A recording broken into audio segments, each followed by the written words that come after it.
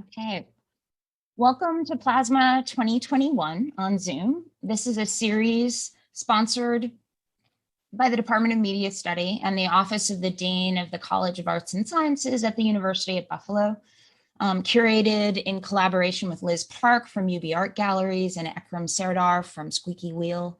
My name is Paige Sarlin, and I'm an assistant professor in media study. One thing to say, we are recording this talk, so if you don't wish to have your voice or image on the recording, please keep your camera and microphone muted. So we begin with the acknowledgement that the land on which the University at Buffalo operates is the territory of the Seneca Nation, a member of the Haudenosaunee Six Nations Confederacy. This territory is covered by the Dish with One Spoon Treaty of Peace and Friendship, a pledge to peaceably share and care for the resources around the Great Lakes.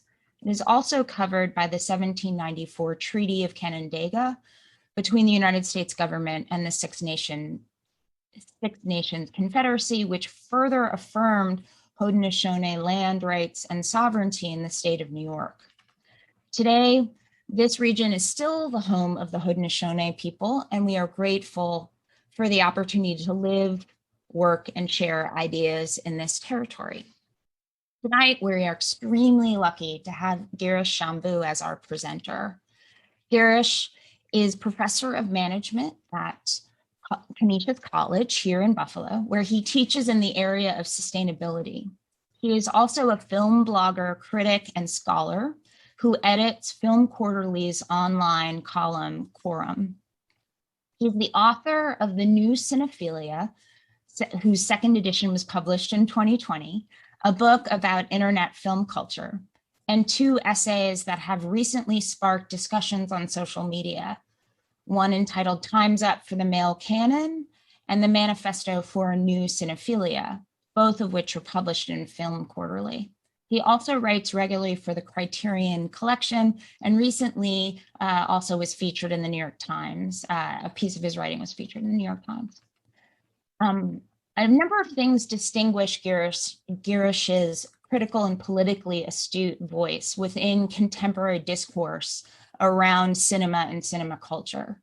Committed to writing on and through blogs, websites, outside of academic or industry-driven paradigms and or institutions, he's truly a passionate amateur in the original sense of the meaning of the word, as in amateur, to love something.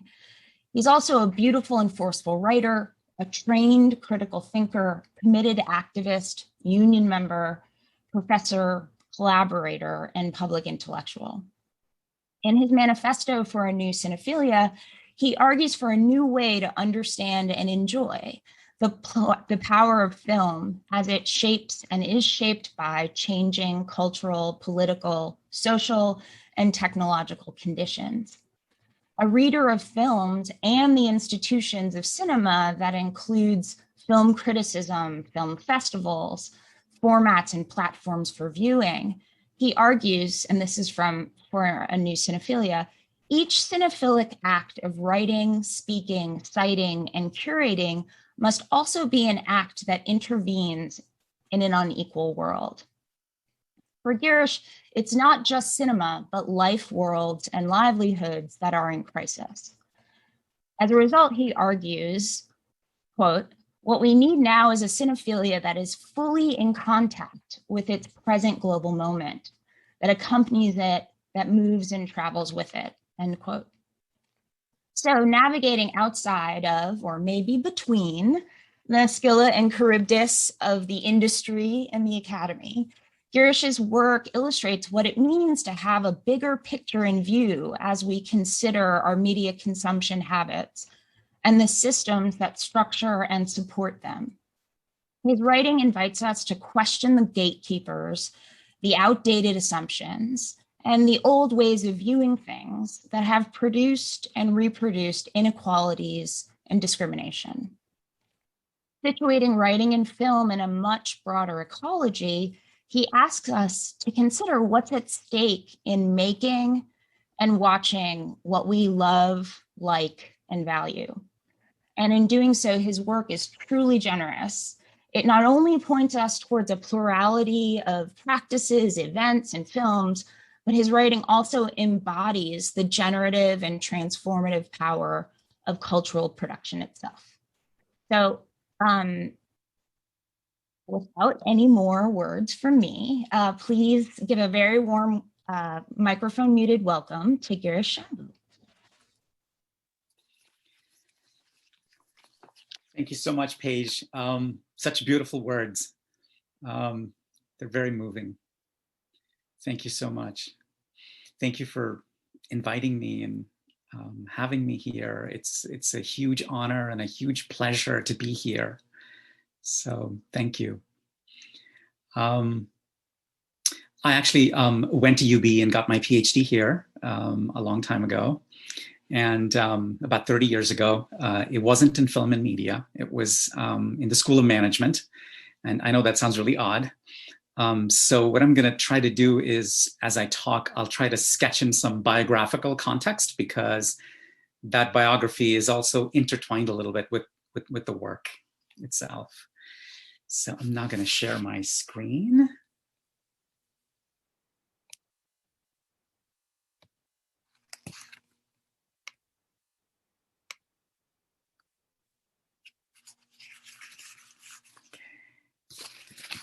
Great. So thank you everyone for being here. Today's little talk I've titled A Tale of Two Cinephilias. And let me kind of begin with the early years. So I was born and raised in India. I'm Tamil. I'm from Tamil Nadu, and I grew up mostly in Bengal, in Kolkata, in the city of Kolkata. And I became a film lover, a cinephile in my teens. And a real formative moment for me was discovering a book on the French New Wave filmmakers, of the 1950s and 1960s. When I was a freshman in college, I discovered this book in the library when I was going to engineering school. And at the time, most Western films were unavailable in India because it was illegal to import them and show them, because they were trying to protect the domestic industry. So I didn't have an opportunity to see those films. But what I ended up doing was watching a lot of Indian films when I grew up. So I loved Hindi films and Bengali films and Tamil films. These were the languages that I was raised with. And India has one of the highest rates of movie going in the world. So it was very normal for an Indian to go to the movies like several times a week. But it was Western cinema, mostly French films and Hollywood films, that kind of held for me the most powerful lure. And this largely had to do with the role of writing. All the most attractive film books and film magazines and publications that were available to me in the bookstore or the library, the ones that had the best pictures, the ones that looked the most posh, they were all from the West. And so looking back now, I see them as these like neo-colonial objects that exerted like a powerful fascination. And they took the place of watching the films that I wasn't able to watch since the films weren't available. So this was like in the early 1980s, before globalization set in and before India opened its doors to like the neoliberal world market, which happened in the 1990s. So then I emigrated to the US, ostensibly to do a PhD in manufacturing systems at UB, but secretly, it was also a huge passion of mine to have access to the cinema that I never got when I was growing up. So my very first weekend in the US, I purchased a very small beat up TV from Goodwill, and I rented a whole bunch of VHS videotapes from my local Vietnamese grocery store, which was on Main Street at the UB South Campus. And I spent the entire weekend watching, the movies of Jean-Luc Godard and John Waters. These were films that I kind of knew intimately, that I thought I knew intimately, because I had read so much about them, but I'd never actually seen these movies. Then followed years of like steeping myself in the cinephile canon, the canon of classic cinephilia, which meant mostly this auteur-centered immersion in the work of mostly cis male filmmakers, mostly white. And all the reading I had done about cinema for years proved to be this like powerful like source of socialization, this force of socialization that kind of set me on the path to like learn the canon. So this is the canon that I call the canon of the old cinephilia. So here we're talking about classic Hollywood filmmakers like Alfred Hitchcock and Howard Hawks and Vincent Minnelli and Nicholas Ray and Murnau, people like that.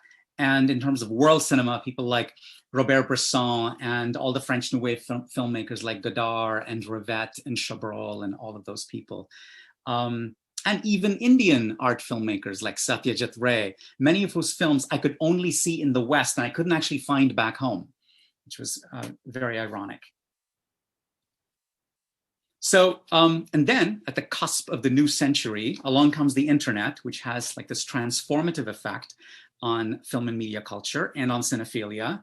The first wave of film blogs started at the turn of the century. And I started my own blog in 2004, along with a group of friends who were scattered all over the US. And we would meet for a week every year at the Toronto International Film Festival. So we'd see like 4 or 5 films a day. We'd go out and eat and drink until late into the night and argue like crazy about movies. And so we did that every year. And then we'd go back home and we'd post about the films we'd seen. And then we'd have online conversations about those films. So that's kind of how the blog, my blog got started. Soon, my blog became a kind of a community space that was visited by bloggers and critics, but also by academics and curators. So it became kind of a hybrid space with a kind of community orientation. So my book, The New Cinephilia, which I wrote in 2014, it's a set of reflections that comes out of these experiences of blogging for like a decade at the time. The book is primarily about technology and how it kind of enables new modes of writing, new modes of criticism, and also how the internet kind of dramatically changed the ratio of writers to readers, by which I mean film culture in the 20th century was comprised kind of a relatively small number of writers writing for a large number of readers. And the new cinephilia allows you to kind of invert that. So a far greater number of voices of cinephiles, of film critics kind of came into the public conversation.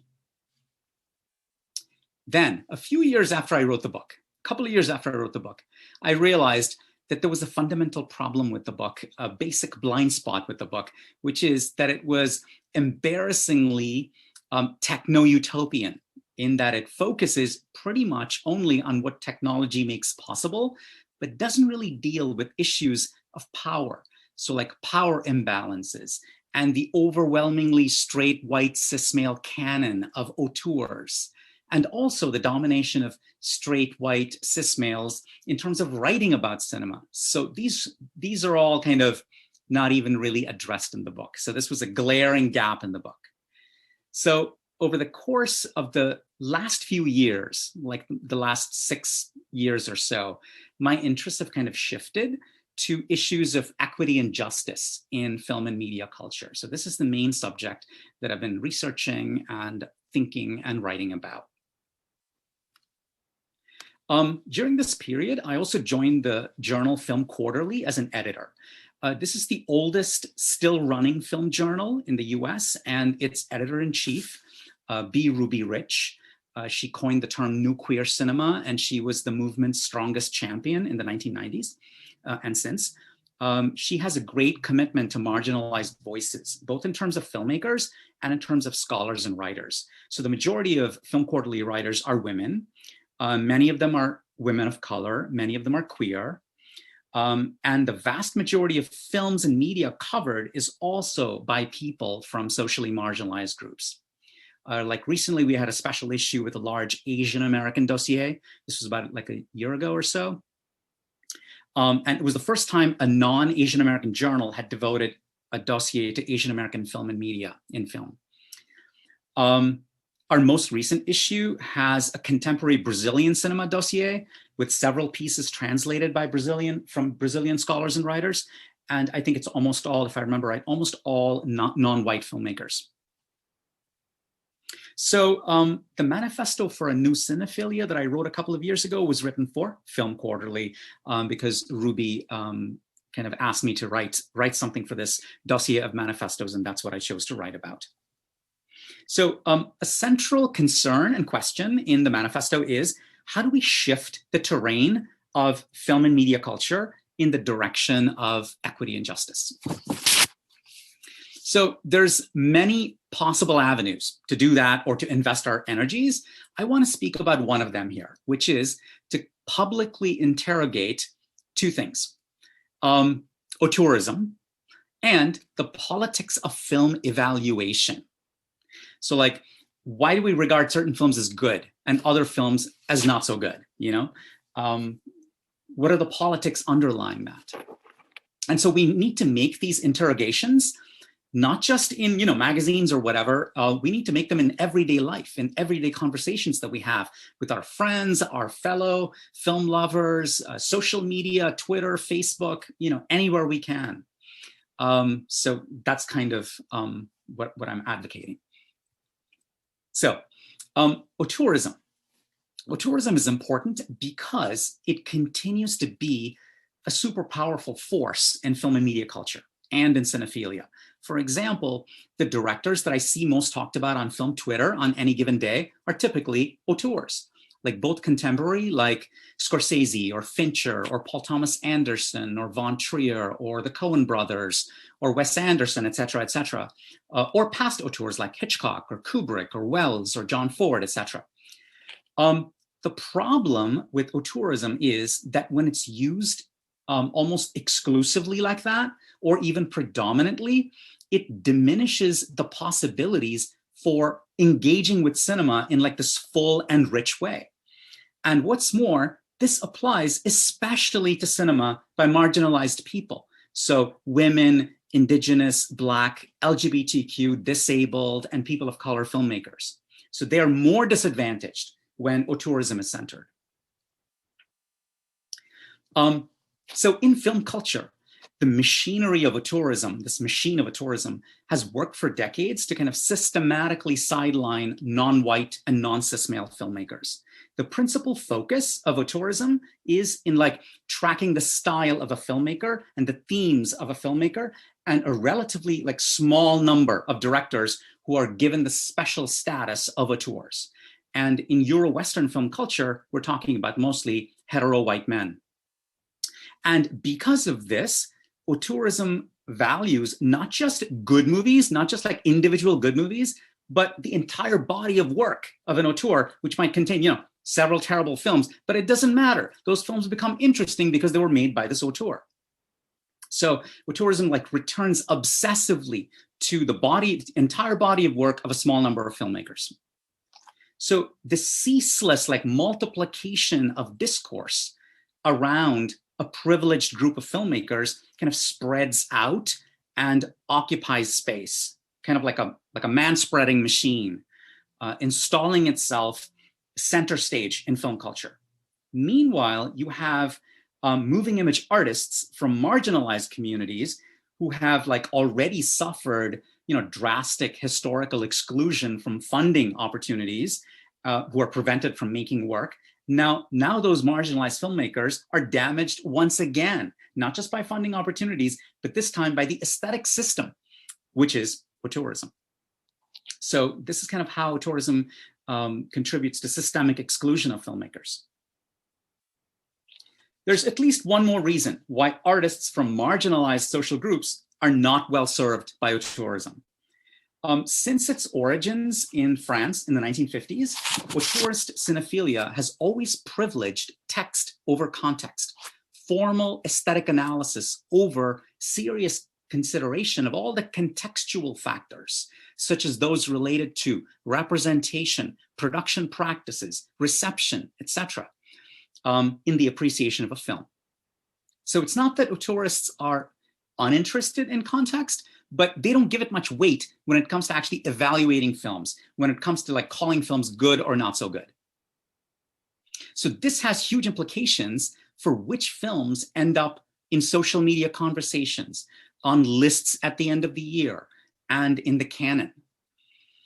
But truly appreciating great work by marginalized filmmakers, like truly doing justice to the richness of that work, cries out for contextual knowledge. And taking context seriously also allows us to move from like this individualist frame of auteurism to this more expansive frame that's like trans-individualist.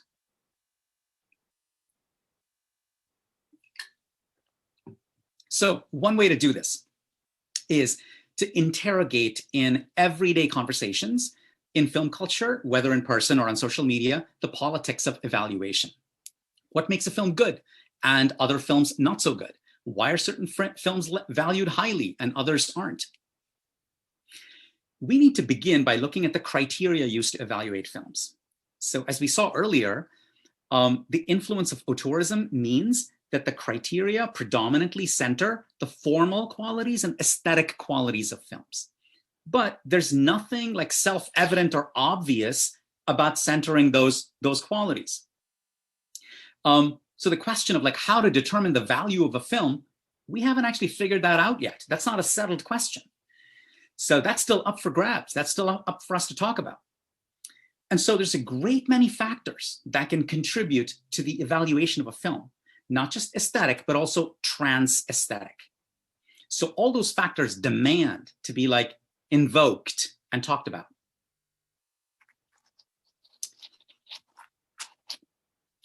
Okay. Now I want to take an example, an actual example of a film. The Canadian film, The Body Remembers When the World Broke Open. It's on Netflix. And it's a 2019 film. And this, in my view, is one of the best fiction films that I've seen in the last couple of years. And it got very good reviews on the festival circuit, but it wasn't really nominated for any of the awards like the Golden Globes or the Oscars or whatever. And it was absent from most of the end of the year lists, which I thought, was criminal.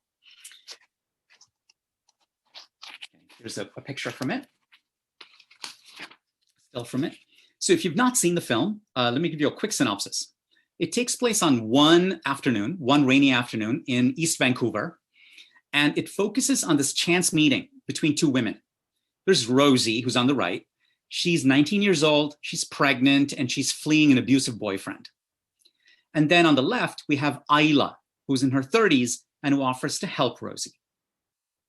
So after arriving at Ayla's apartment, the two wait for Rosie's clothes to dry. And after that, Ayla accompanies her to a safe house. And that's pretty much the film. It just takes place like over the course of about 2 hours on an afternoon. So aesthetically, The Body Remembers. It's a brilliant film.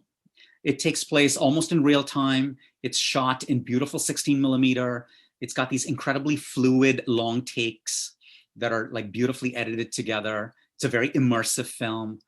So the formal design of the film and the camera work are just striking. However, even though I deeply admire the form of this film, the style of this film, its value for me exceeds these aesthetic qualities. It's also influenced by knowledge of its various contexts. Okay. First, let's consider representational context. Now, this is not just a film about an encounter between two random human beings. It's an encounter between two Indigenous women. And anyone who's aware of how severely underrepresented Indigenous women have been in the history of cinema would acknowledge the special value of this film's depictions. So if you think about representations as a kind of wealth, as a kind of asset that is accumulated like wealth by certain groups, like white people, for example, over time, while being denied to others, when you have a group then like Indigenous women who've had a historical scarcity of representations, that has direct implications for value. Those representations become more valuable because of their scarcity. Okay, still, not all representations are created equal, right? There's a wide range from superficial tokenized representations all the way to rich and complex representations. And it's this latter end of the spectrum where this movie, The Body Remembers, kind of lies. The representations are really nuanced and subtle, and they're intersectional. The two women are differentiated in great detail. Rosie, the younger one, she's poor, she's dark-skinned, and she's more vulnerable because she's just recently aged out of the foster care system. And Aila, on the other hand, is economically comfortable, she's light-skinned. So part of the film's richness lies in kind of drawing out and exploring the tensions that arise from their difference in their social positions and their economic positions.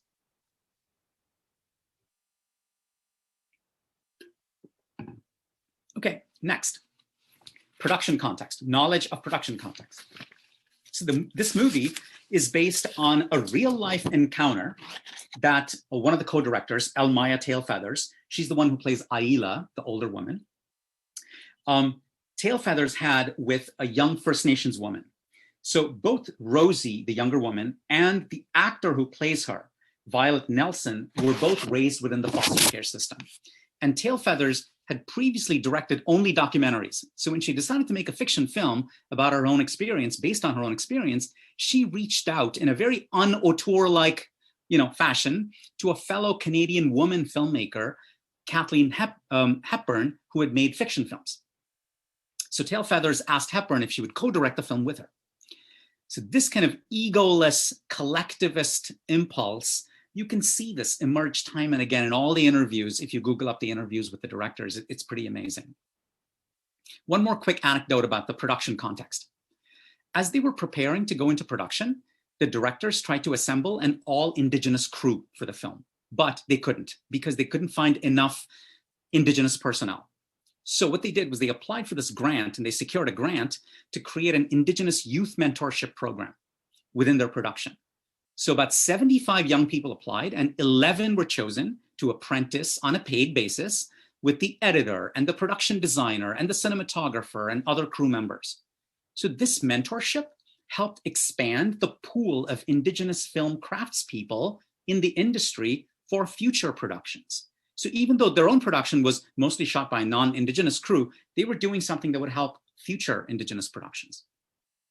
Now, I gotta tell you, when I learned about these details about production context, that moved me, and that influenced and changed the evaluation, enhanced the evaluation of the film for me. So the evaluation is not just based on the film text, but on things that surround it, like context. In contrast, what auteurist criticism does is it searches for films for evidence of the vision of the filmmaker, the worldview of the filmmaker. But let me ask, why do you have to stop at the boundaries of the film, at the boundaries of the film text and the on-screen world to search for this vision? Vision and worldview can also be read from the actions of the filmmakers in the real world, So which is kind of what happened here. Finally, knowledge of reception context. For me, seeing and hearing this movie through this huge variety of critical eyes and ears on the internet, especially women and Indigenous critics, Indigenous cinephiles, that made a big difference and helped shape my own thought and understanding and evaluation of the film. So the reception context of a film also matters. I learn a lot from other people who've seen the film, people who have different life experiences than me, that are closer to the film in many ways than me.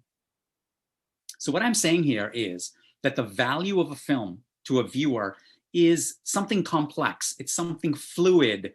It's a fluid substance that flows from the totality of our experience and our engagement with the film text, but also with the contexts and the communities that surround it. So since these contexts are forever evolving and expanding and unfolding, value is always unstable. It's never the same, it's never stable. Because traditional auteurist models focus mostly on the film text and produce a canon that is overwhelmingly male, when we rethink film evaluation like this in more expansive terms, it kind of offers the promise of valuing more highly films made by marginalized people. Okay, in conclusion, does this mean we should banish auteurism? Should we cancel auteurism? No. Auteurism remains one valuable lens among many through which to study and enjoy cinema. So instead of canceling auteurism, we have a different twofold task before us in film and media culture. First, there's a need to recognize that while auteurism is potentially neutral, that's not the way it plays out in the real world. Its actual outcomes on the ground are drastically uneven. So to continue using auteurism will mean that we consciously decenter those who have benefited disproportionately from auteurism, while we center filmmakers from marginalized social groups. We can still use auteurism. Let's use it and apply it in the case of marginalized people. Why should they be denied access to this lens of auteurism?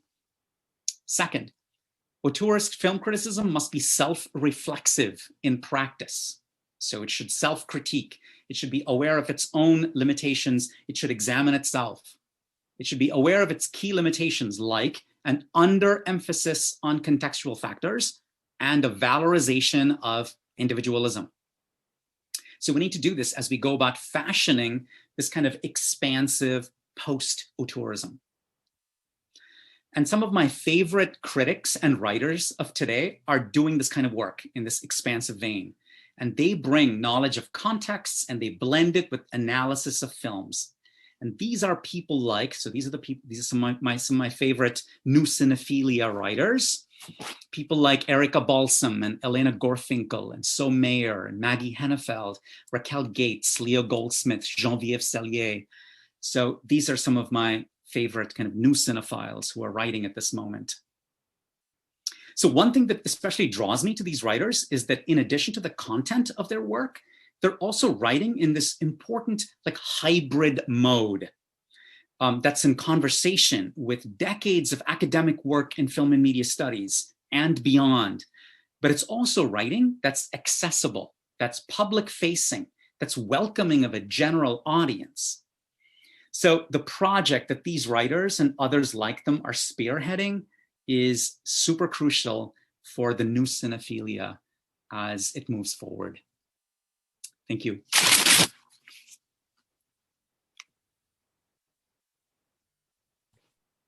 Thank you so much, Girish. So our plan, our structure was that Girish and I would have a short conversation between us to kind of go back and forth over some ideas that he raised here. And then we would talk for about 20 minutes and then open it up to questions from the audience. But I wanted to kind of have this opportunity to sort of flesh a few things out with Girish first. But if people have questions, feel free to put them in chat, but we're just going to take a little time here together.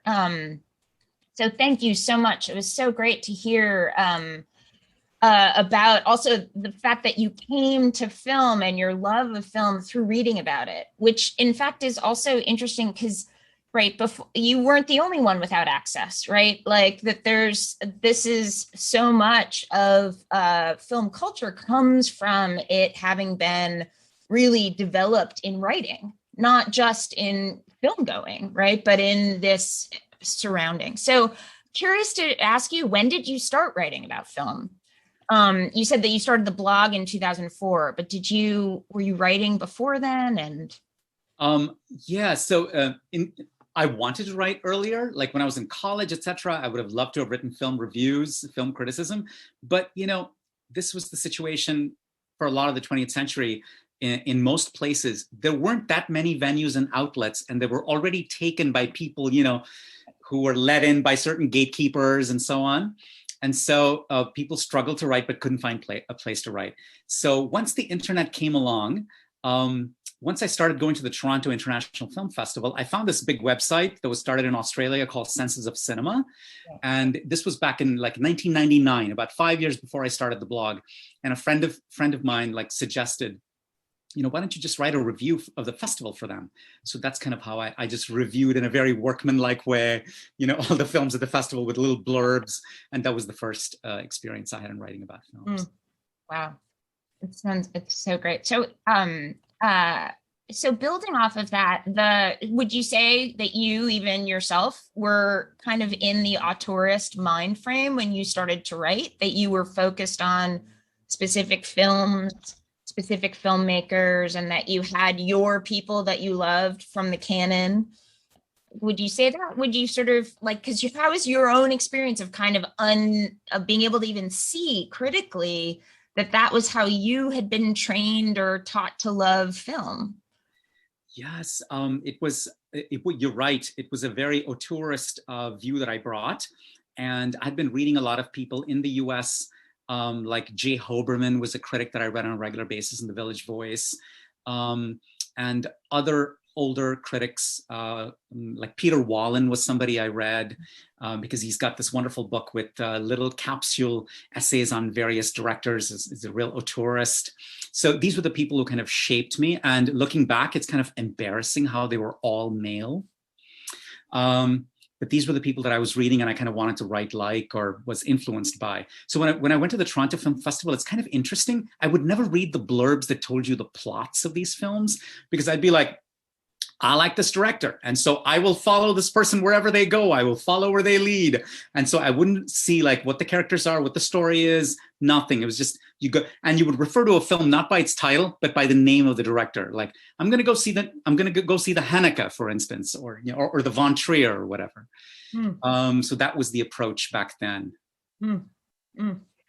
And so would you, I'm just curious also about how that broke for you, how you started to be able to see that that's what you were doing, or how did that?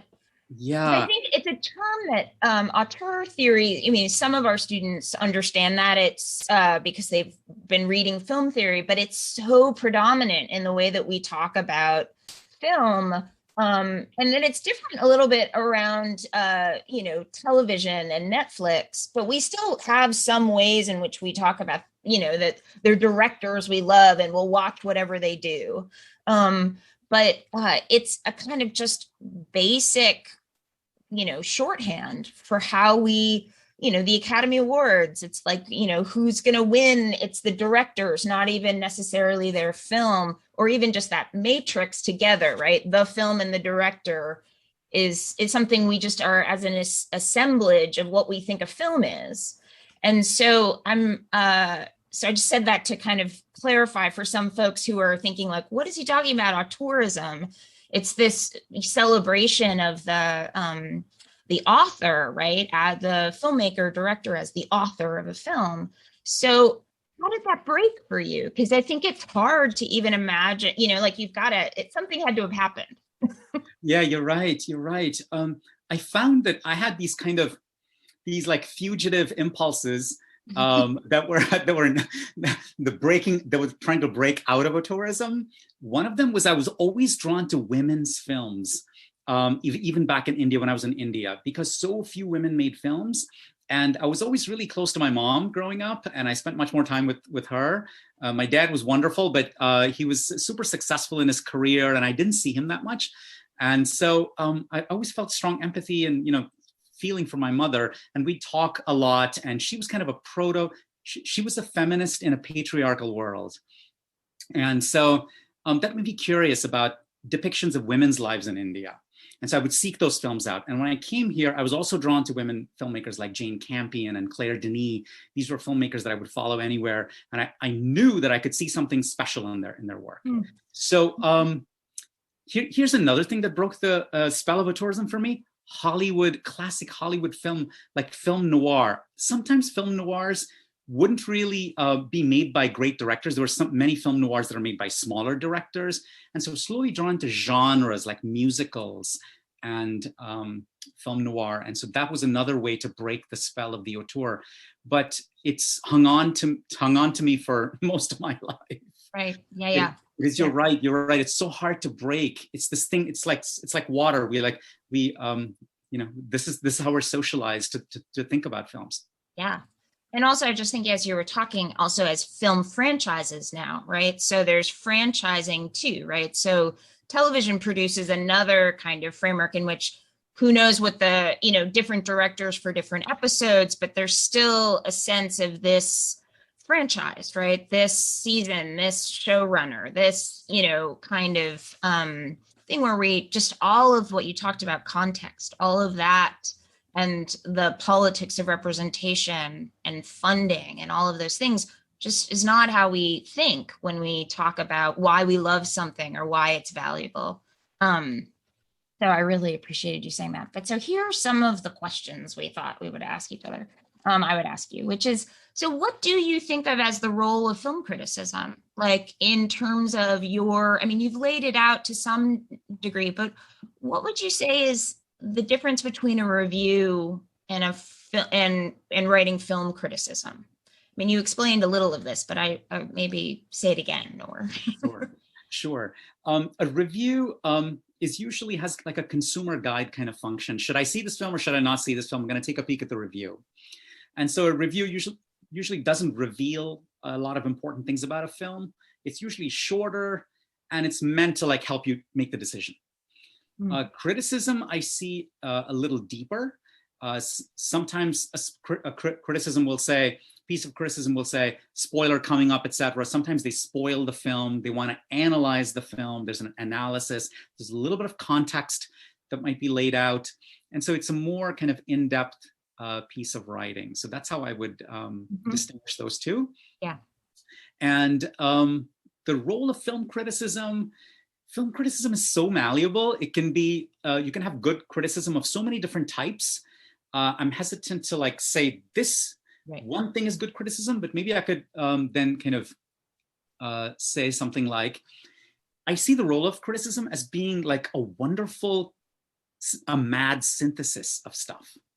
So for instance, a synthesis of formal stylistic aspects. How is a film like exploiting the medium, the moving image medium in inventive, creative ways? And so analyzing that.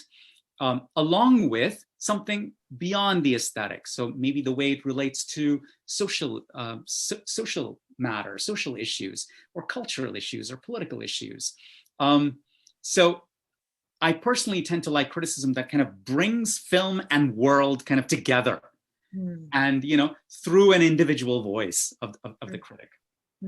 So that's kind of how I see good criticism. Yeah. And you named a number of critics that you like reading right now, in that they're not just academics, they're writing for public, they're doing that blending and that malleable kind of frames, right? So film meets world, which I love is a model of criticism, I think that you love, right? You enjoy, and that we enjoy reading, because I think, I'm sure students are thinking, right, okay, he's talking about writing papers about movies. And in fact, it's kind of, I mean, granted, that is some of what students are learning to do, but now you're also kind of calling our attention to the fact that people are writing about films all the time, right? And about media all the time in these different venues. And to even just take a lens on how much writing about movies and media influences what gets made, what gets seen, all of that, and why it becomes important, right? That you say we need a new kind of understanding of cinephilia, of our love of these things. So your initial point was about how you kind of, I don't know. I mean, here's another question for me. When you said it, I had never thought of this epic fail of your first version of the book at all. And so I was curious about that, where you were saying that your first rethinking of cinephilia had to do with these new technological conditions for all this writing to develop and circulate. But first off, like, was that your own self-critique that emerged, or were there people who challenged you, or how did that, because you really at that time were and have been a public figure in terms of, like, when you describe your blog, it's absolutely true that it was a social space.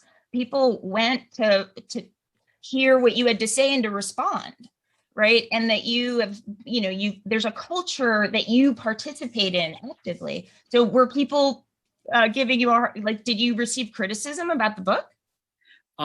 Actually, no. Right. Not that I can remember, but it's just soon after it was written, I remember having a lot of conversations with my friend So Mayer, and they are wonderful scholar and critic. They live in the UK, and they're the author of a great book called Political Animals, the New Feminist Cinema. And so once I started talking to So, I realized suddenly it became obvious to me how male the kind of fraternity of people on my blog was, and how most of the blog comment section was male. And this, I know this is something basic, but I'd never made note of this. It never occurred to me that, oh my God, there's a big gender imbalance in my blog comment section. 100 people might comment, and like 99 of them or 95 of them are men. It didn't even occur to me.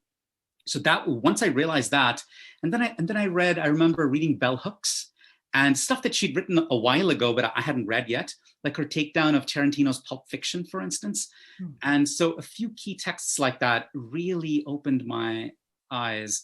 And then I realized, oh my God, I've just written like this book that just celebrates how great the internet is, and ew, like, so, so I think it happened slowly. But I must give thanks to my friend So for having these conversations with me that really opened my mind. Okay, so I'm looking at some of these questions, and I want to encourage people, if you do have questions, to put them in the chat, please. But one of the questions I wanted to ask you about is, in your own writing now, who do you write for? Like, who's your audience primarily? And do you think of your audience as filmmakers or artists or other audience members? Like, how do you imagine your audience? Yeah, so like I spoke of this hybrid mode and this kind of synthetic object that criticism is. So similarly, I think I see my audience not as like one particular group, but I think, you know, I love criticism that kind of brings ideas to bear on objects, you know, and reflects on that. So I think it's actually useful for filmmakers to read criticism, because they're experts in certain areas. You know, they might be like technically very skilled, might be great craftspeople and more, but they're not necessarily experts on like cultural thinking, cultural theory, etc. And these days, as we've seen in the last year, these terrible, you know, social events that have happened in the US and other events, some of the greatest analyses have come from people writing from applying cultural theory and applying ideas. So I think it's important for filmmakers to like confront the combination of their film with ideas. So when people bring ideas to bear on their films, they're not necessarily things that filmmakers have already thought about. And so I think filmmakers, the general audience, scholars, so it'd be nice, I always think it'd be nice to have a little something for everyone in a piece of criticism, you know? So that's kind of how Oh, that's cool. Yeah, that's great. I mentioned to you that, you know, Bertrand Tavernier just died last week, who is an auteur, right? And a full-on auteur. Not only he was he started out as a critic for Cahiers du Cinéma, which is the place where this whole kind of cult of the film director began in the 50s in France, and then became a filmmaker himself. And so, and that's a pretty interesting line in the history of film criticism and film writing, which is that a lot of people got started as critics to be writing to become filmmakers. So in the kind of vein of encouraging our audience, who's made up of a lot of makers, as an editor, what do you would you encourage students to write reviews and criticism in this broader frame? And what do you look for in that? Yeah. Yes, I think writing is a good idea. Sometimes we don't know what we think until we actually sit down and try to start writing it.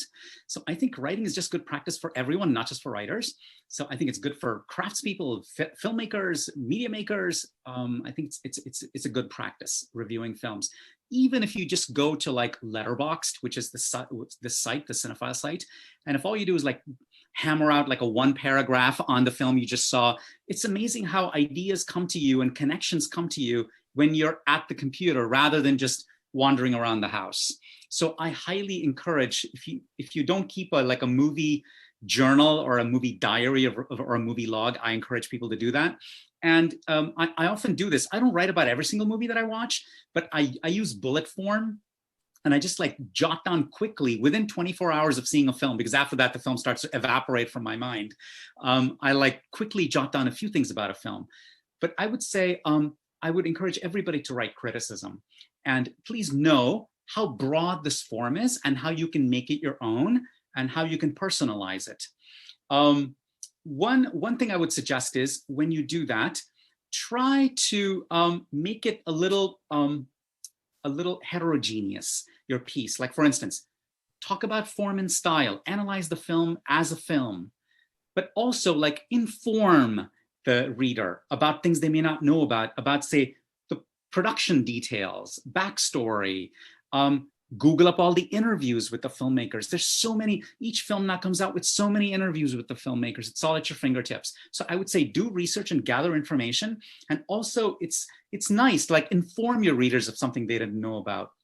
So make it, I would say, a little bit of many things. Something about form and style, something about production context, production details, something about history, what genres that film is kind of influenced by, what filmmakers that filmmaker is influenced by. So I would say there are many ways to go. So try your hand at it. There's so many places now on the internet to get published.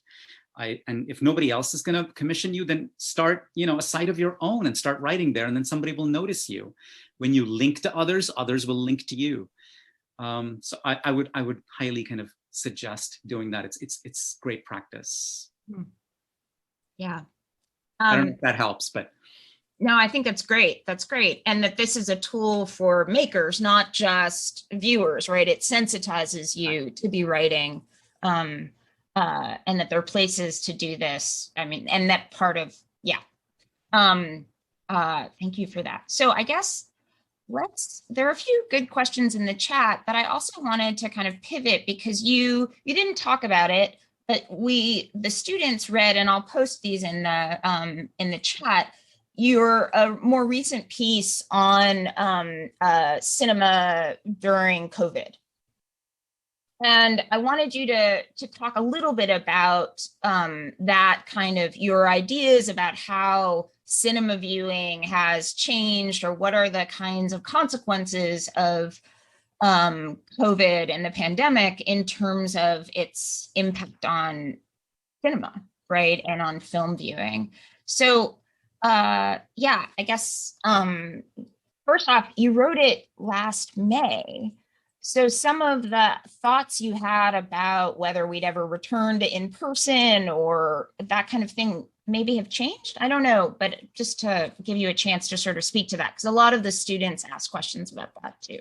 Okay. No, you're absolutely right. In fact, this piece seems to have dated in a way that many of my older pieces have not as much. This seems so old right now. Like that was so like last year. Yes. So in the piece, there's a skepticism about theatrical exhibition, about theaters. And clearly now we're seeing that theaters are bouncing back in a big way globally, maybe not as much in the US, but certainly in other parts of the world, like in China, for instance. And so I'm a firm believer that theatrical exhibition is not going to go away. It offers kind of certain specific particular experiences that you can't have at home, even with a big TV. And so I think there's a lot of potential in theatrical exhibition. It offers unique experiences, and theaters have been threatened before in the history of moving image media, like by television, for instance, and they have survived and thrived despite that. So I think this is, one more episode in that long history. I also want to say something else here in response to your question, which is there have been lots of changes that have been happening in exhibition, which has diversified exhibition in the last few years. So that's another reason why we're going to keep seeing exhibition. Like recently there was a really good article that I would recommend that people glance at if they can. It's on micro cinemas. It was written for the Criterion Collection website by Nicholas Rapold, Rapold. I think it's called "Long Live the Micro Cinema" is the name of the piece. It's a wonderful piece. And here he lays out all the alternative exhibition models. So microcinemas which is a term that was invented in the 1990s. And he talks about so many microcinemas in the US and even abroad. And it's for smaller spaces, but many of them are like nomadic. Many of them cater to regional audiences, and cinephilia has always been so urban. So microcinemas are taking movies to places where movie theaters, didn't show that many movies. So I think there's a lot of potential in these microcinemas. So that's another facet of exhibition that's going to grow and that we haven't really seen the peak of yet. So, that's how I would respond, by saying all the alarms about the death of theaters that were raised in my piece last year are totally false. Yeah. Let's see. Should we, let's see if people want to raise their hand, or unmute yourself and raise your hand if people want to ask a question, but we can also go to some of the questions that have already been posted in the chat. One of which is, it was a question that I had for you too, about the fact that that how does your background, this is from Leslie Walker, how does your background in business management make you curious, investigate the politics of film funding? If that's part of one of your interests, or how the two have overlapped, right? Your work on sustainability and engineering, and how that has fed this kind of broader perspective on film. How do you see the two as interrelated? Yeah, that's fascinating. Okay, I have an embarrassing answer to this, which is I'm not really, haven't really researched film funding, and I don't know much about it. Instead, the way my two kind of lives overlap is that when I started to get very interested in issues of equity and justice in film and media culture about 6 or 7 years ago, I also simultaneously started to get interested in sustainability and the fact that I teach supply chain management. I'm a chemical engineer. So what I do is I teach supply chains from beginning to end, like the fast fashion supply chain, the fast food supply chain, the bottled water supply chain, Amazon supply chains. So what I do is I basically, in my classes, I talk about the social impacts, all the terrible social impacts and all the terrible environmental impacts at every stage of all of these supply chains. We analyze these. And so that's kind of where my two lives meet, is issues of like social justice and environmental justice. And I have to say, most business faculty are not really interested. Most of my colleagues are wonderful people, but I don't know if this is like a major interest for them, like social justice, environmental justice. So it feels good to be teaching a lot of business students about these issues, because they don't see it in a whole lot of other places in the business school. Right. Yeah. No. Interesting. Yeah, that's the intersection. Did I just see Josh Rizzo have a hand up? Yeah, I had my hand up. It was in the chat, but I figured I'd raise my hand to ask. Go for it. Yeah. I have a question that kind of relates to your work with Criterion. And for those who don't know, that's like a boutique film label where they release, lesser known films at a higher price, but usually, more quality goes into the releases. I'm just curious what your thoughts are on the kind of dwindling presence of like physicality in film, and not just talking about like physical, like home media releases, but like stuff where like, we have whole movies being filmed on like digital sets, or casts interacting with digital characters. I'm curious what your thoughts are on this kind of emerging virtual Hollywood. Right, that's a very good question. I'll say that firstly, companies like Criterion have carved out like a certain market segment, a market niche that still does value physical media, and they put a lot of thought and money into like artfully designing the packages. The liner notes are beautiful, and And so they do a wonderful job of like preserving films and restoring films and designing packages around them. So that's good. That's wonderful. The other thing I would say with virtual cinema, you're absolutely right. Now we're seeing, more and more kind of the digital footprint in Hollywood films is expanding, right? But the nice thing is there are so many other kinds of films that don't fall into a Hollywood model.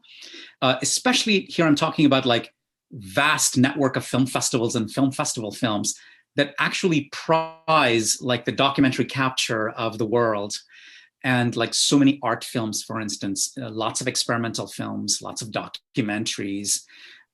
So there are alternative kinds of films which used to be much smaller in number. They weren't so visible to the public eye, but now because of like so many streaming platforms. Now you can see a plethora of those films. So even though the virtual kind of the digital footprint is more in Hollywood films, we can also see other kinds of films that don't have that. We can see them in large numbers. They have their own problems, like at Netflix. Netflix is so horizontal, right? I mean, there's no way for you to pick out a good film and watch it because there's no context surrounding it. And it's just one of a stream of like 1,000 films that passes by your eye, and you don't even know which one to pick.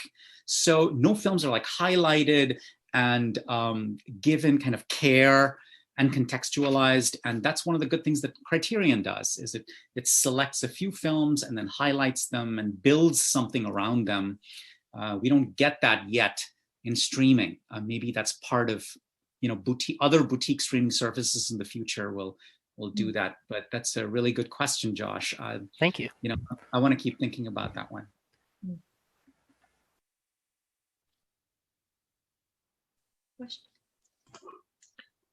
Yeah, so there's another couple of questions in the chat. One is from Dan, and he asks, is auteurism in the recurring motifs that distinguishes a filmmaker, or is it the result of critics and reviewers celebrating a filmmaker?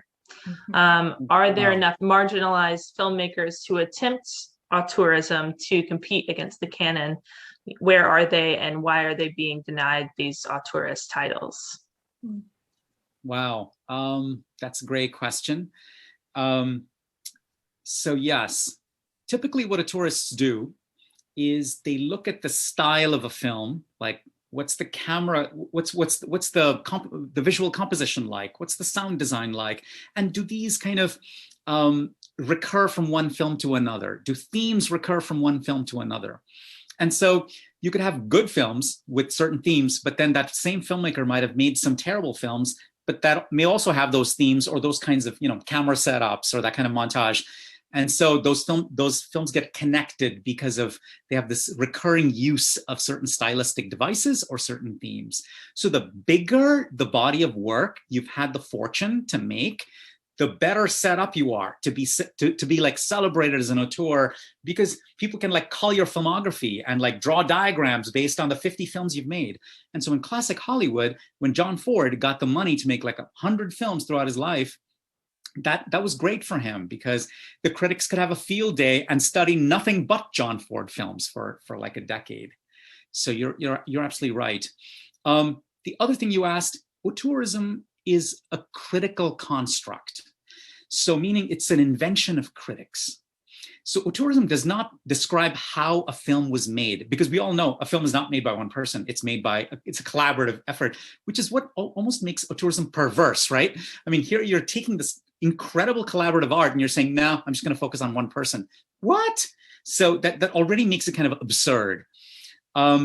So yes, it's almost like a critical gesture to say, I will put the stamp of author upon this one filmmaker, even though I know that this person did not author the film by themselves, like a novelist maybe did. So now to your question about marginalized people. So marginalized people like women, for instance, are automatically disadvantaged, because if you look at the numbers in terms of the time that elapses between the first film and the second film by a woman director, it's an incredible number of years. The average is something like 9 years. It's ridiculous. This is feature films. So they're allowed to make so few films because they find financing so difficult to get for their films, distribution so difficult to get. Because of these reasons, there's just less to work with, right? This body of work is smaller. But that doesn't necessarily mean that we can't explore them as auteurs. And there's a lot of work that basically goes into a small body of work and then relates it to the context that I was talking about in my presentation. So you don't just have to talk about the film, you can talk about the million things that connect that film to the world, and then you're off to the races. I mean, it's like limitless conversation. So it may look like, oh, we can't apply auteur to women because they haven't made that many films. That's a false argument to me. I think you can apply auteur to a woman who's only made one film, even just one film. So I think there's enough there to do that. So that's why I'm calling for this like post-auteurism that goes beyond the kind of reflex methodologies of traditional auteurism and finds more imaginative ways to like connect the film with the world at large. I hope that answered part of your question. Great. Yeah. Let's go to, there's a couple people with their hands raised. Tuba? Hi, yeah, thanks. Thank you for the very insightful talk. I really enjoyed it. And I've been following your blog since last summer. I found it through one of the Criterion channels, and I've really enjoyed your writings. My question was, and this might sound a little controversial, but it's just a thought, like it's not a statement. But in one of your writings, you quote a couple of important people who are part of the Venice and Cannes film festivals about how them stating that they will never include the factor of identity in deciding the quality and mastery of films that they view. And after quoting these, you go on to question like the very nature of these qualities that they possess, or their perceptions of these qualities, and also the foundation of like these filters that they have when they judge films that have probably built through them viewing cinema that is predominantly created by white male figures. And also in the lecture today, you mentioned that initially in your earlier stages as a film viewer, it was the rarity of presence of films directed by women in India that drew you to cinema created by women. So what I wanted to question is, do you believe that this aspect of rarity can influence decisions of individuals when it comes to evaluating art in general, not only cinema? And if yes, how important is its existence, or how like necessary is its presence? So sorry, if I could just ask you, when you say rarity influences evaluation of cinema, what did you mean? So this aspect of there being, or when you started viewing cinema, there was a rareness of films that were directed by women. Right. So did this rareness, in addition or besides the quality of the films that you were viewing, influence your evaluations of those films? And if yes, how important is it that the fact that it is rare influence the decisions? Yes. Okay. Good question. Good question. Now, the quality of a film is itself something that is not like objectively, determinable, right? So it's so when there were so few films, like I'll give you an example with Jane Campion. When I first saw her films, they seemed to be coming from a place of like a subjectivity that was not like any I had seen in the history of cinema. And it seemed to be coming from a place of woman's subjectivity, reflecting women's lived experience in the world. And that blew my mind. It was truly like new images, new themes, new gestures that I had not seen before.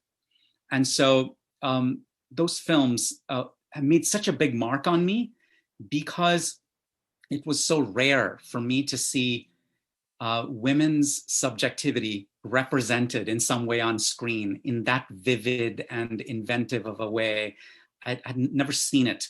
And so that automatically made it valuable for me, because there were relatively speaking, so few women's voices in film, so few women's films, that what they had to say became extra special valuable, because so few women had been allowed to say it. So it really taught me something about the way women live and move and suffer and celebrate in the world. So I have to say that did influence my evaluation. So evaluation is necessarily like a subjective process. To this day, I still value Campion's films, and she is to me like no other director. Very imaginative, and she still teaches me things about an experience that I don't know that much about, because I'm just a straight cis male person. So that's what I would say. Good question. Thank you. Thank you for that answer. Great. And Azalea? Hi. Yeah, I'm Azalea, and nice to see you again, Girish. I met you actually 2 years ago at FLEF in Ithaca. Oh, and hi. I just want to ask you, because I remember during one of the seasons, sessions. Sorry, my kid is screaming.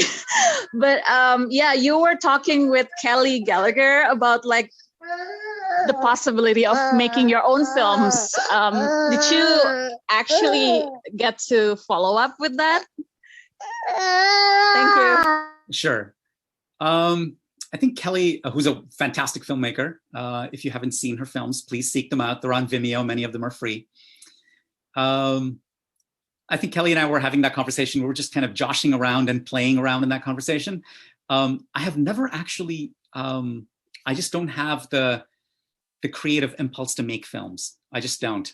I'm a jazz piano player, and I've played for 20 years. I'm an amateur player. I don't play professionally, but and I play every single day. So that's kind of where my creative energies maybe go.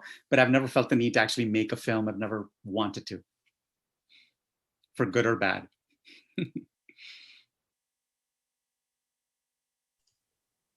Great. We have another couple questions in the chat. One from PC says, with the knowledge of all the political movements from Me Too to Black Lives Matter that have been particularly active during the pandemic, do you think this state of suspension has caused people to reflect on cinema from a more political standpoint?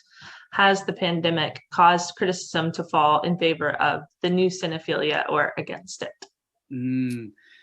Great question. Yes, I think old cinephilia, and I'm making a bit of a stereotype here. Old cinephilia is very inward looking. It's like, what's my personal pleasure? How can I get pleasure from these wonderful cinephilic images, all by myself?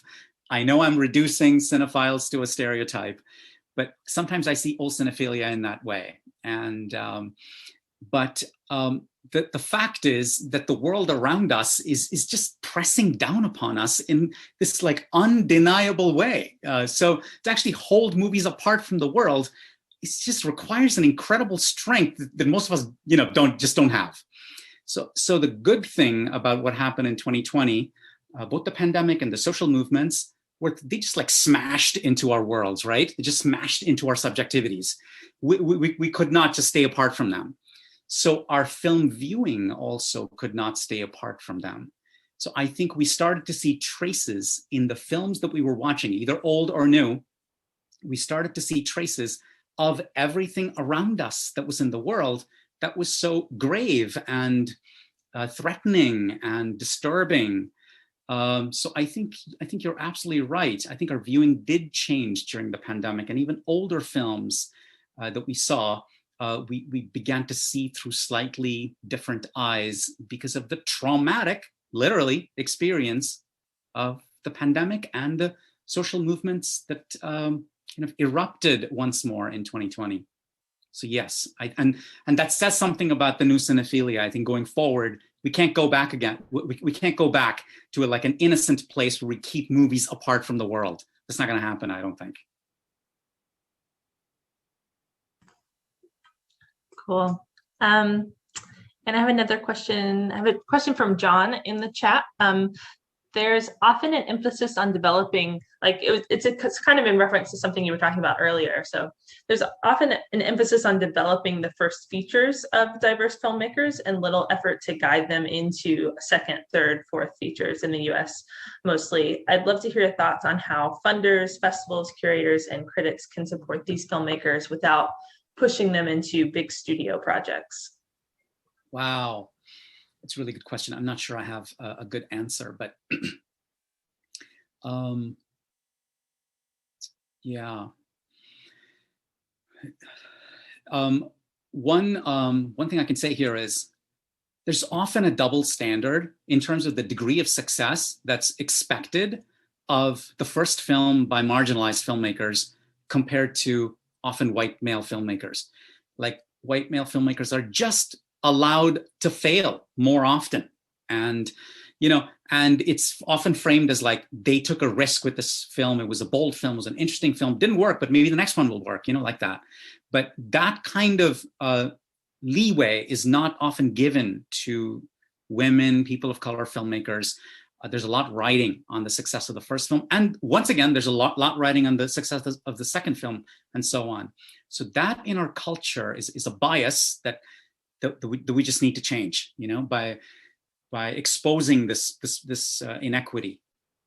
Now, how to guide filmmakers? That's a very good question. I'm not sure I have like a really good answer for it, but I can say that lots of film festivals these days have, film festivals these days have become large institutions that have labs and other elements that basically develop filmmakers or give them access to resources or put them in touch with resources. So I guess to prioritize marginalized filmmakers inside those festival institutions, so they especially have access to resources and constant development, that might be one way. And I know that lots of festivals are now setting quotas or targets, saying we should have at least 50% women by 2023 or whatever. So these kinds of priorities are being set by festivals all over the world. And even those festivals like Venice that were complaining only 2 or 3 years ago are slowly realizing that's the direction to move in, that's the future, and they're doing it too. So I think this is the way to do it, is to formalize it in the form of priorities within institutions. That might be one way to do it. Great. And then I have another question from Dan in the chat in regard to theatrical experiences, like we were talking about earlier, asking like, what are the unique experiences of the theater? He's kind of wondering, in pandemic life, it's kind of made him really wonder if we really need movie theaters. So what would be the need for them? Yeah, that's a good question. There's this regime, there's this visual regime when we watch at home, right? Where we're in control, we can pause the film whenever we want. We can check the phone whenever we want. We can walk away whenever we want. And there is something exhilarating about renouncing that control and going into a space where you can't pause the film, where you can't just walk out, you can't check your phone.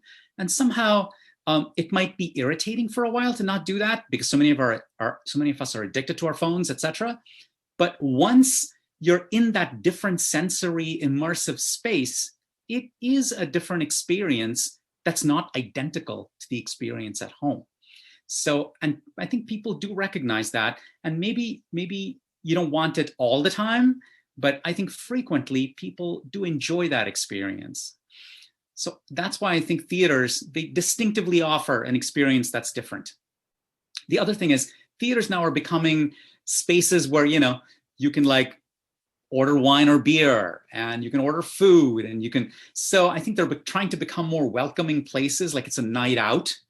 Restaurants are not becoming obsolete. you know? So at least I don't think they will after the pandemic ends.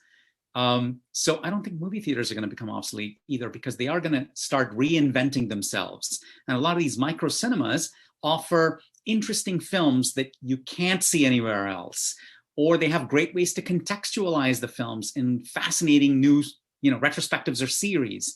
So there are all these other value adds, as they say, that theatrical exhibition can bring, that you can't quite get at home. So that's kind of why I still believe in theatrical exhibition.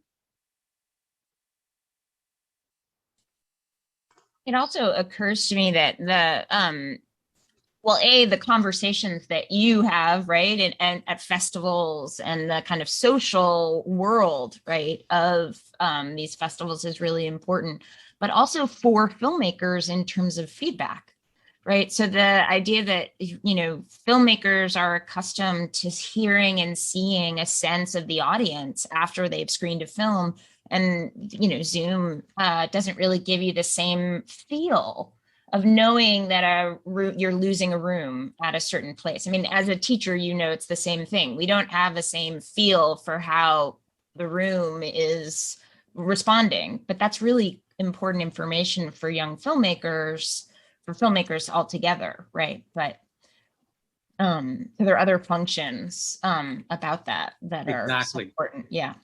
Great point. Yeah. But I wanted to follow up on the question about, because this is something that came up with a number of questions about, so festivals are stepping in with really setting specific kind of quotas and numbers for them and goals. But we had a lot of questions about, from the perspective of white cis males of students, who were asking about how would you respond to them in terms of addressing sexism and racism and discrimination in the film industry? What do makers, this is a really hard question, but from that position, do you have a sense of how you think they can help in this kind of transformation of the film industry and our film viewing habits? It's a great question. If you look at the film kind of ecology, white males dominate pretty much like every stage of the film supply chain, right? So all the way from financing, funding, production, distribution, exhibition, at every stage. So I think white men have potentially an important role to play at every single stage.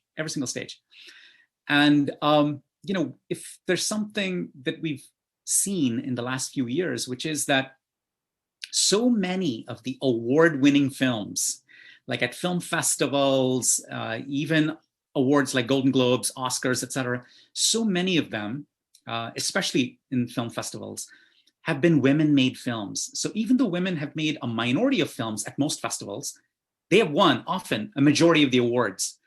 So this, I know this is a very basic appeal, but women are making good movies that are actually financially attractive to producers, exhibitors, etc. So in a very basic way, there's a great pool of talent that has been untapped or much less tapped than it should be. And so that's one financial justification, is that we need to go seek women filmmakers, people of color filmmakers, because people are interested in those films. They make great films. Those films have gotten great reviews over the last few years. They're tried and tested. Put your money on these films. So that's like the financial justification. So I would say if you're a financier or producer, have multiple voices hire multiple voices, hire women, because you don't want like a production that is all male or mostly male, because you're not going to have like the diverse points of view that will be necessary to create good work. So I think there are a lot of pragmatic reasons alone, even before we get to the justice reasons, even before we get to the equity reasons. So I would say that. And then I would say that social media has played a powerful role in highlighting inequities wherever they happen.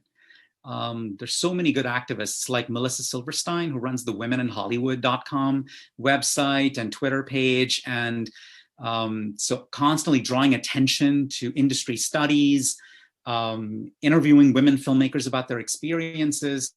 So when inequities are called out by somebody like Melissa, they become public and they get retweeted all the time. So when that happens, it puts pressure on institutions. It puts pressure on each stage of the supply chain. So heed that pressure, I would say, to white men who are working as makers or distributors or producers, financiers. This society is moving in this direction. It's financially lucrative. You have a diverse team that's going to create better products. What's the downside? So that's what I would say. Right, because it's not just about who the director is, right? That's part of it, right? But it's about the whole supply chain of, right, of production, right? Exactly. And that's where the transformation needs to happen. Yeah. Yes, and so that's true. It'll become like systemic change will happen that way because the system is comprised of the entire supply chain. Right. Other questions? I have a question. I really enjoy what you talked about so far, but I kind of want to go back a little bit to your like roots, and you said that before you became a cinephile, like you were actually going to school for like business, and I want to like, because right now I'm at a crossroad myself. Of like choosing whether or not I should pursue film fully, or pursuing a more safer option of business and marketing and such. And I just wanted to ask, like, what I know, like there are several factors that made you like ultimately decide to choose to pursue film, but like what gave you that push to like choose a more like risky job? Yeah. Yeah. Most of it was out of my hands. My parents, when I told them that I wanted to major in English or music or, fine arts or film, they just said, no way, that's not happening. Me too. Because growing up in India with a very large, unemployment rate so high, and they're like, you need to go into something that will get you a solid job. And so choose medical doctor or engineer. And I'm a vegan person. I never want to dissect an animal in my life. I'm squeamish. So I said, okay, engineer. So I was pretty much ordered into this field by my parents. But then I had such a strong affinity for the arts that I couldn't just give it up. I couldn't walk away from it. I've never actually taken any film courses in my life. It's all just been like randomly reading stuff and watching movies and just being interested in it, So it's probably like an atypical way of getting into the field. But no matter what you decide as your primary field, just keep in close touch with what you're passionate about, because that will energize your life, whether you make a living from it or not. That's what I would say. Thank you so much. Sure. Yeah. Thank you.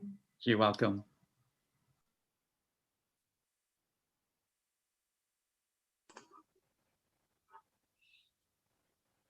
That's it for the questions in the chat, unless somebody else wants to throw something in there, I think. Or raise their hand.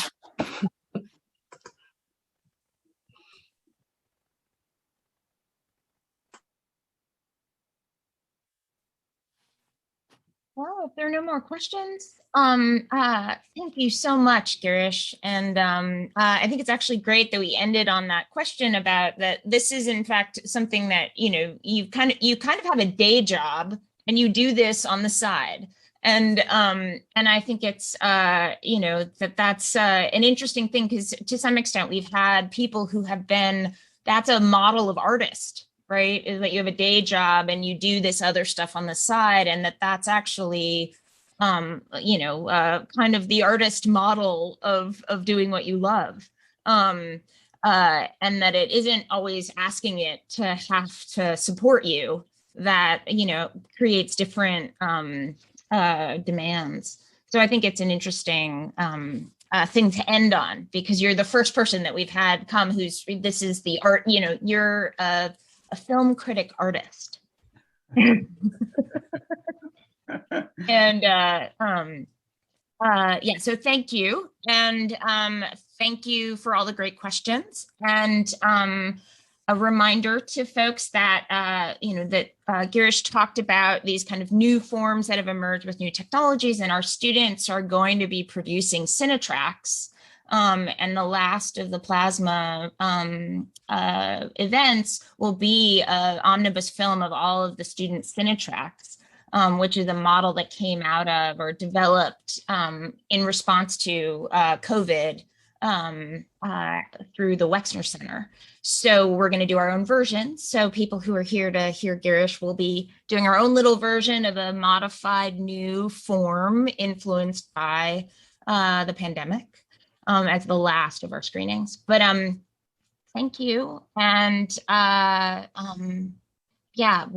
next week we have Jensen Leonard, who works in Instagram and Twitter, and is an artist. Yeah. So that's all I'll say for now. So he's coming next week. Please join us then. And thank you again, Girish. Thank you so much for inviting me. I had a blast, and this was wonderful. Thank you. Thanks. Thank you.